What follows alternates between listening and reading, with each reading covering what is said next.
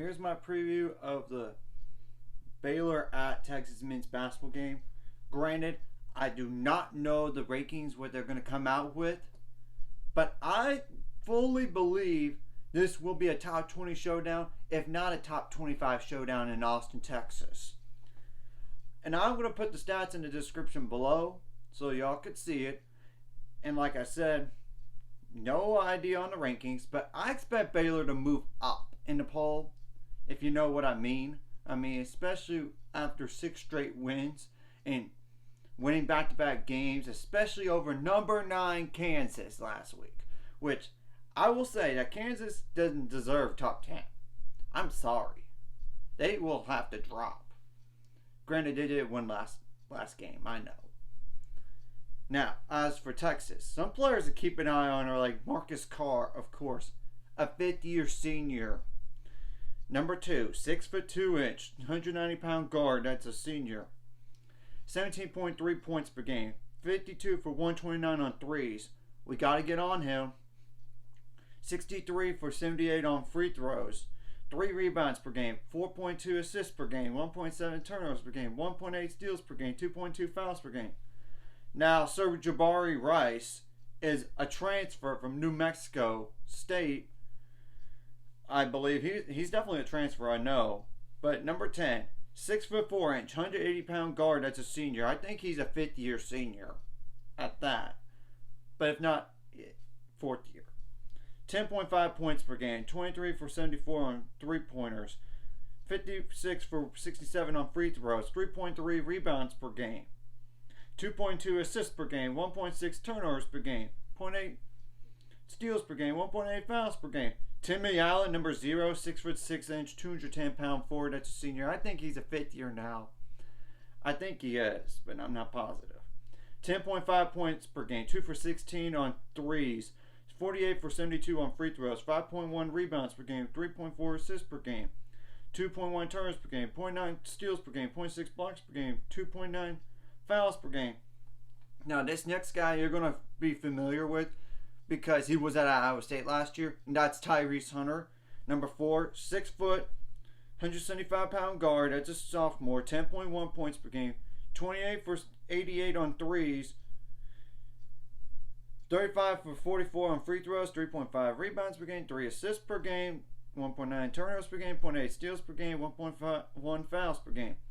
Now, Dylan Dessou, number 1. I think he's a 5th-year senior. If not, he's a 4th year.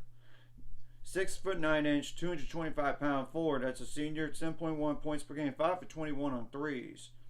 15 for 19 on free throws, 3.5 rebounds per game, 1.6 steals per game. Blocks per game, not steals.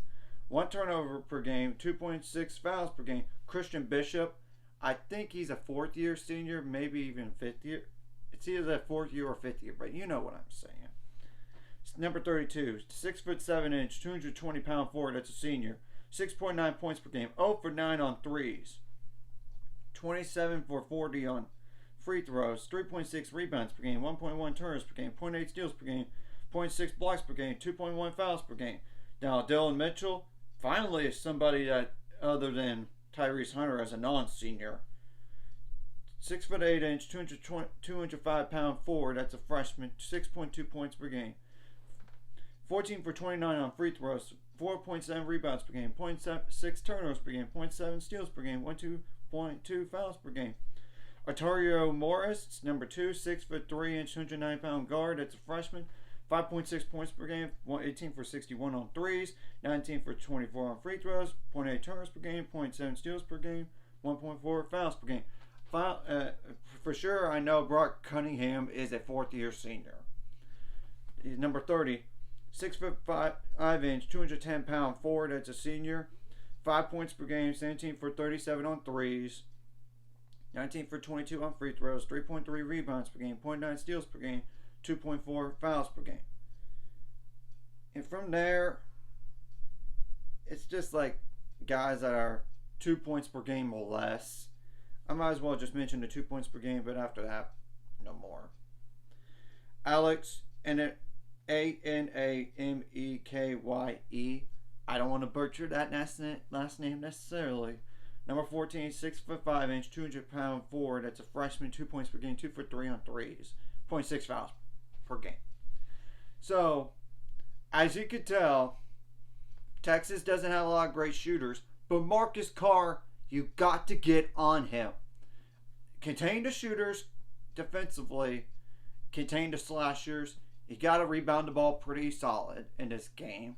I mean, and don't allow as many second chance points as much as possible, especially fast break as well.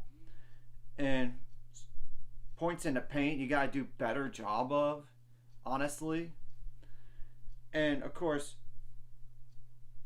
trying to make them commit turnovers and get as many turnovers as possible in the game, and draw offensive fouls when possible. And you got to be physically tough in this game. Of course, all around for the game here, limit foul trouble, of course. Now, offensively, you got to take care of the ball.